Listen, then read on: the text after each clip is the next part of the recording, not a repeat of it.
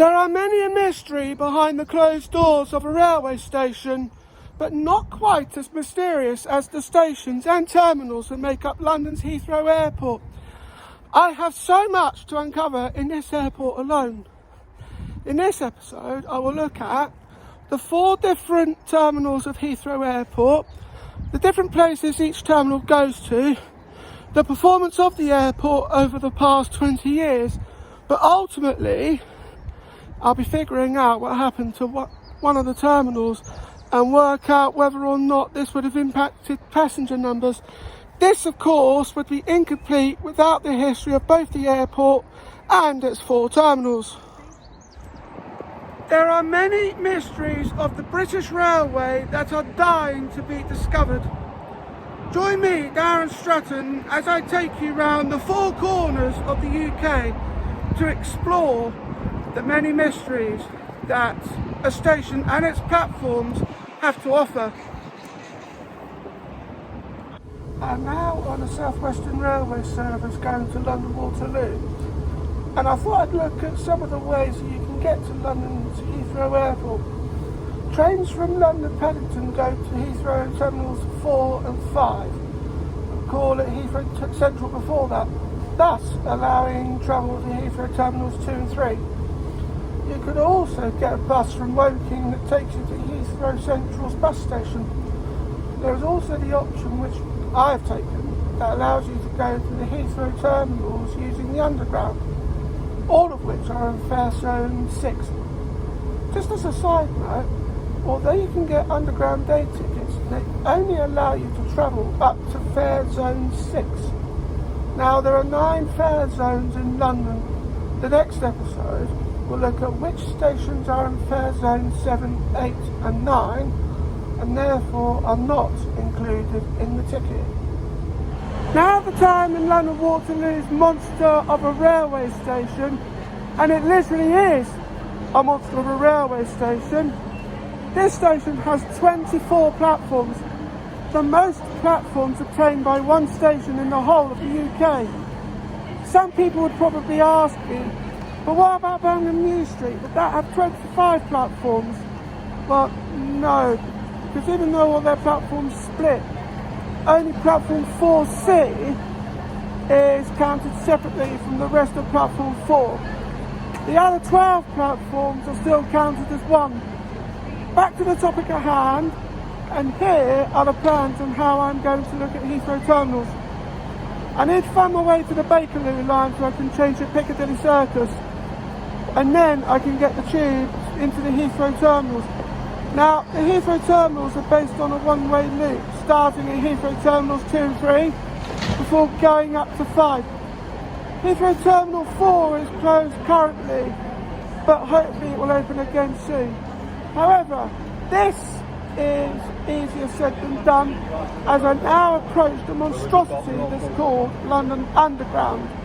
So, finding my way underground would have been the tricky part because of how big the underground is.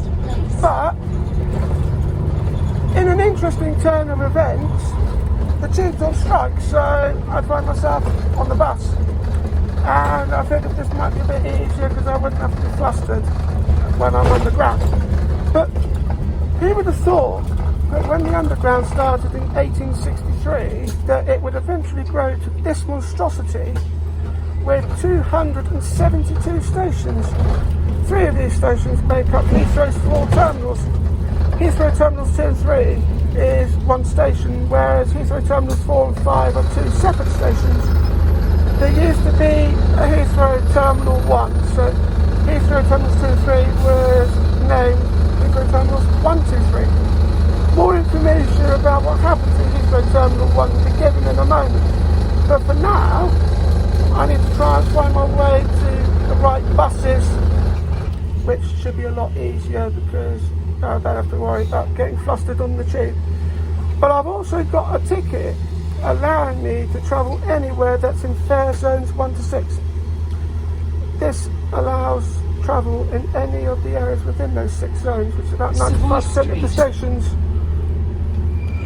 As I mentioned earlier, I'll be looking at the terminals that make up Heathrow Airport. However, there are a couple of differences.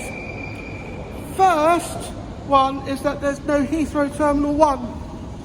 And secondly, due to COVID measures, I cannot currently visit Heathrow Terminal 4, as it's closed. As I can't possibly go into Heathrow Airport without mentioning all the terminals, I thought I would give some insight about Heathrow Terminal 4 while I'm travelling somewhat on the tube. You see, Heathrow Terminal 4 was opened in 1986, 9 years after Heathrow Terminals 2 and 3.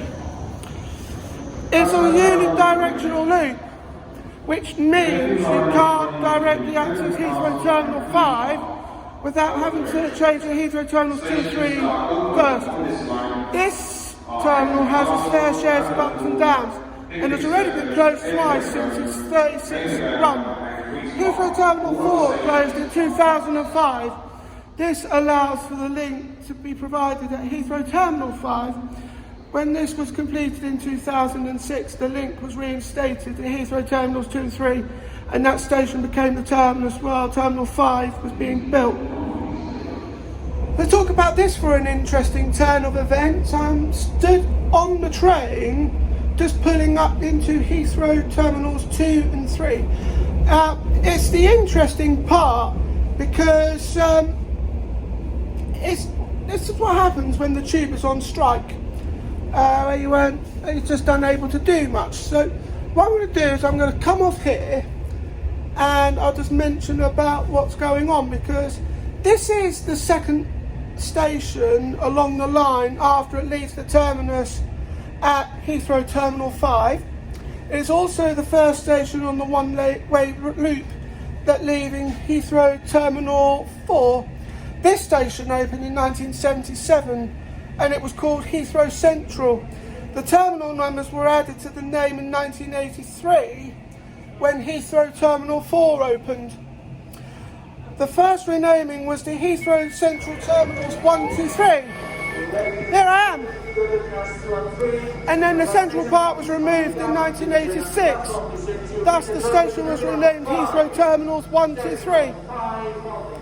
In 2015, Heathrow Terminal 1 was closed and the station was renamed Heathrow Terminals 2 and 3 a year later. However, despite the closing of Heathrow Terminal 1 and the renaming of the stations, the signs in the underground stations and certain train announcements still read Heathrow Terminals 1, 2, 3. Heathrow Terminal 5 is another interesting one, as it's one of the stations that opened in the noughties. Construction work started on this station in 2005 and it opened to the public in 2006. During this time, Heathrow Terminal 4 was closed to the breaking up of the one-way loop. And whilst Heathrow Terminal 4 is still closed, Heathrow Terminal 5 is open and is still in full operation alongside Heathrow Terminals 2 and 3. The tube station of Heathrow Terminal 5 branches off from Heathrow Terminals 2 and 3, and that became the terminus station while Heathrow Terminal 5 was being built. Bear me one moment. Yep.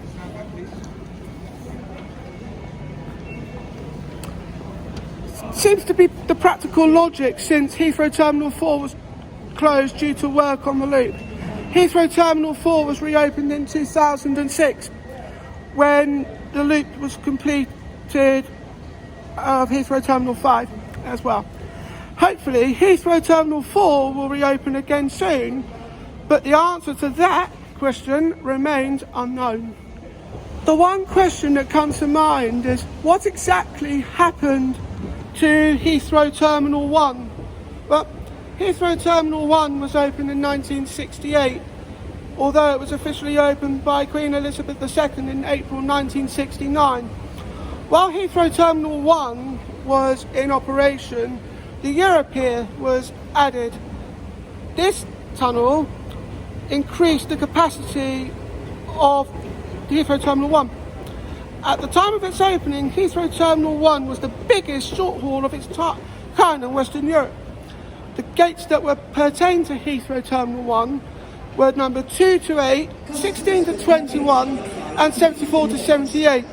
Heathrow Terminal 1 closed in June 2015, with the last flight being the British Airways BA 0970 departing to Hanover at 9:30 in the evening. The tube station was renamed in 2016 to reflect the closure of Heathrow Terminal 1. It was called Heathrow Terminals 1, 2, 3 beforehand, but then was renamed to Heathrow Terminals 2 and 3. Despite this, the signs of the stations and the announcements on the tube still read Heathrow Terminals 1, 2, 3.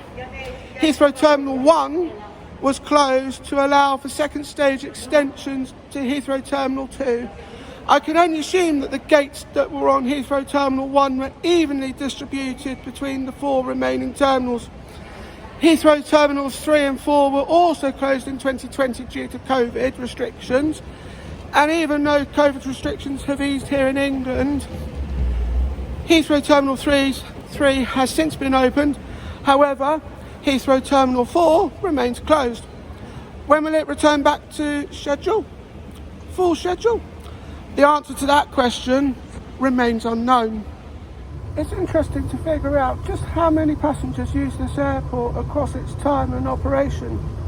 So I thought I'd share a few statistics with you on its performance as far as passenger numbers are concerned.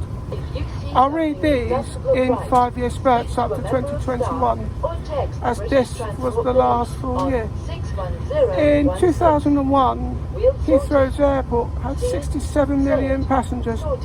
This made London Heathrow the busiest airport in the UK. In 2006, this figure stood at 67.3 million. In 2011, 69.4 million passengers used the airport. In 2016, 75.7 million passengers used the airport. However, COVID took a hold on the UK in 2020, and the various lockdowns we had as a nation took a serious toll on the airport.